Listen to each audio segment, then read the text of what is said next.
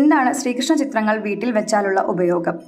മഹാവിഷ്ണുവിന്റെ ദശാവതാരങ്ങളിൽ 9ാമത്തെ അവതാരമാണ് ഭഗവാൻ ശ്രീകൃഷ്ണൻ. മഹാഭാരതത്തിൽ പ്രധാനിയായ ശ്രീകൃഷ്ണൻ വിഷ്ണുവിന്റെ പൂർണ്ണ അവതാരമാണ്. ഭൂമിദേവിയുടെ അഭ്യർത്ഥന പ്രകാരം ലോകത്തെ ശുദ്ധീകരിച്ചു ധർമ്മം പുനഃസ്ഥാപിക്കുകയാണ് വിഷ്ണു ഭഗവാൻ കൃഷ്ണനായി അവതരിച്ചത്. ഹൈന്ദവ വിശ്വാസ പ്രകാരം ഭഗവാൻ കൃഷ്ണന് അനേകം രൂപങ്ങളുണ്ട്. വെണ്ണക്കട്ടു തിന്നുന്ന ഉണ്ണിക്കണ്ണൻ, ആലിലക്കണ്ണൻ, ബലരാമനോടൊപ്പം ഓടിക്കളിക്കുന്ന ഭാവത്തിലോ മുട്ടുകാലിൽ എഴുയുന്ന ഭാവത്തിലോ ഉള്ള ബാലകൃഷ്ണൻ, രാധാകൃഷ്ണൻ, കാളിയമർദ്ദന ഭാവം എന്നിങ്ങനെ അനേക ഭാവങ്ങളിൽ ഭഗവാനെ ദർശിക്കാൻ സാധിക്കും.